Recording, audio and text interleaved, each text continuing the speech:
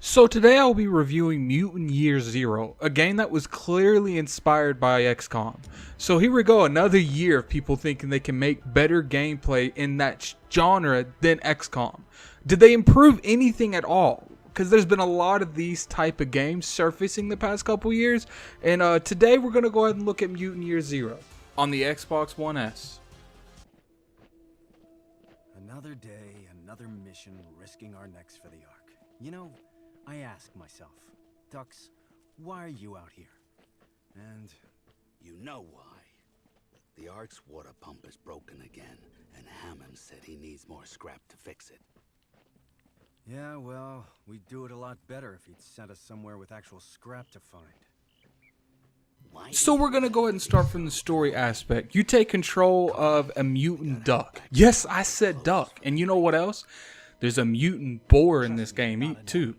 You are in a world that kind of has that Fallout vibe, and your home is a base called the Ark, and the leader of that is called the Elder, and he's like, consider him like a, what's the word I'm looking for, like the overseer from Fallout. So the whole perspective of this entire game is a tech named Hammond has went missing, and he sends out the duck and the boar to go look for these people. The gameplay in Mutant Year Zero is the highlight of the game. The biggest difference in this game is there's no managing of bases or researching for equipment in this. If you find it that's like, you know, the best thing that was in XCOM, now that can be a minus or blessing to you. People, depending on what aspect of XCOM you enjoy the most, some people really like the ideal to maintain those researching and to maintain the building and do all that micromanaging because that's what they really enjoyed. And the combat was something that was done extra. But, you know, people mainly like both aspects of XCOM. This game does really well as the combat. XCOM, you have to take some time, sometimes up to 4 turns to find an enemy because you have to be moving square to square.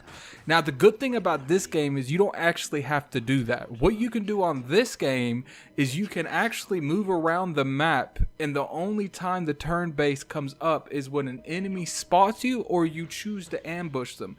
This is a better system in my opinion than XCOM. I do believe they did better.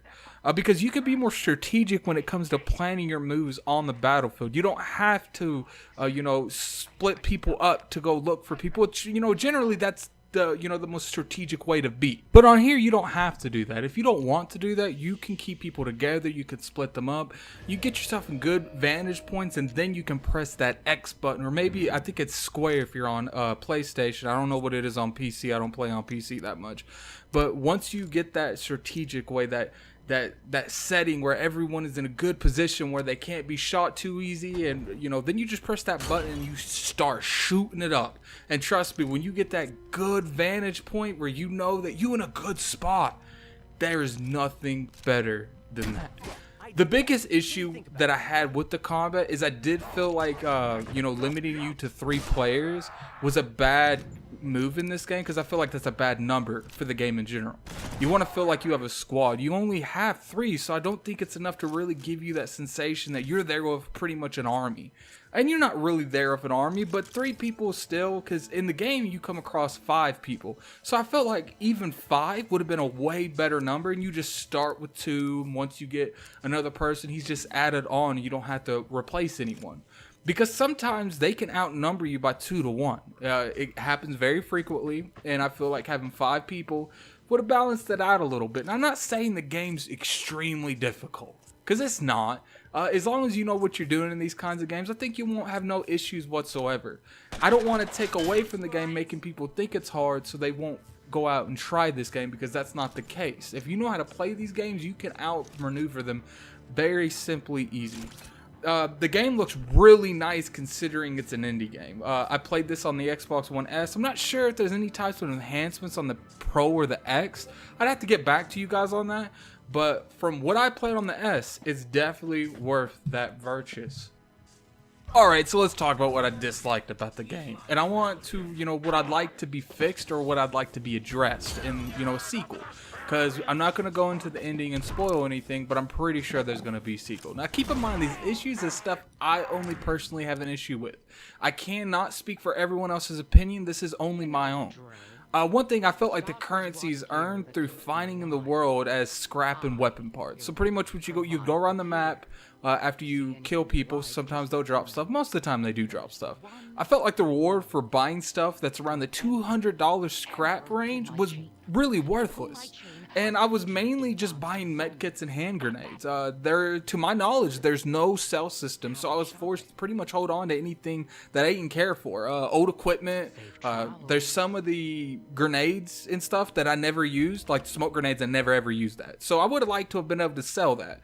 I don't know if that was done, if they simply forgot to do that, because one would think in a post-apocalypse world, there would be a lot of, trading with the merchant, because that's what they want too. They want to trade your equipment and stuff that you find in the world just as much as you want to buy their stuff. Give her a little bit. It's a chick that the merchant is. Give her a little bit more stuff to buy too, because it's like I said, there's not a lot of stuff to buy. Most of the stuff he has, you already have. Like there's this useless crossbow that I personally never used because it was horrible. It's the starting crossbow that you get with the duck, the mutant duck. I didn't like it. It is a silent weapon, so that's a nice thing about it, but I felt like it was too weak for the most part, and by the time you use all the silent weapons for everyone, you still haven't killed some of the highest members in the game. So I didn't think silent weapons by the end of the game was relatively easy at all. That's another thing I really had an issue with this game. I didn't really see any side quests either, anything related to a quest besides the main storylines. And I thought that was a little weird, but maybe that was just a budgeting thing, and they wanted to get the game out when it was supposed to, the launch go, and not necessarily because they didn't want to put any in it. Like I said, if they make a sequel, they can fix that, they can remedy that. The game crashed a lot. A lot. Every time I fast travel, there's a good 50-50 chance that it would crash. Now, I'm not sure if it's fixed by now.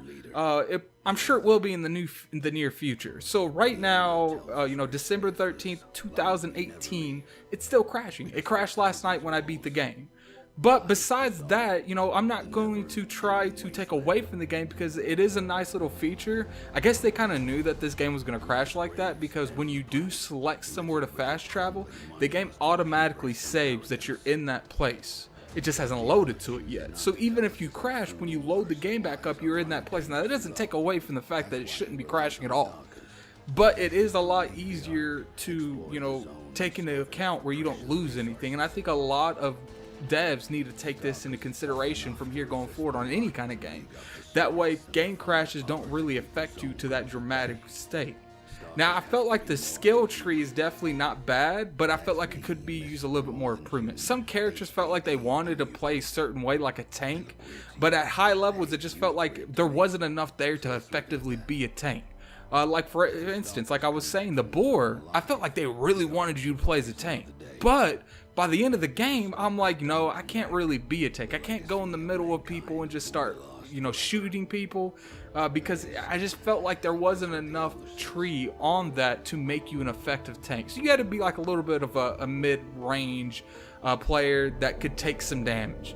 The mutants should look different when you upgrade them. I do feel like this is one of the most criticism I can have, because when you upgrade them, they go through this little animation to where it looks like, they're mutating. So I feel like it would have been cool, depending on what traits and what area you go and what traits you have equipped, that you look different than you did before you got these abilities. And, that would take, the name a little bit more literally, and it would be a lot more cooler to, mutate the duck. And instead of just using the wings and ability, when you get those wings and they're equipped, he just has wings. So there you go. Now, don't give this game, I know I said some negative stuff about it, but it's not really a huge negative thing. It's really about me nitpicking, wanting the game to be better. The game is simply amazing, especially since it was developed by a small team. They have a clear gem here. It is definitely worth the $40 price tag that they're asking. Or you can easily get about 20 to 30 hours of gameplay depending on how good you are at these types of games. So $40 for about 20 to 30 hours, I feel like that is a steal. Also, this game's in Game Pass, and it's been there since day one. So if you have that and you even enjoy Xcom even a little bit, I believe and truly believe this is the game for you. And it definitely gets, the Lord Addict stamp of approval. I guess I'm going to start calling stuff that. And I suggest picking it up. So tell me what you guys think. Did any of you watching this video play this game? Do you own it? Did you get it on Game Pass? Tell me exactly how you got this game. What did you feel about it? Did you think that, it was worth the money that you put into it? What was the biggest critiques that you had with it? I want to read all about it in the comment section. This is Gaming Addict. I'm out of here. Look forward to my next review. Peace.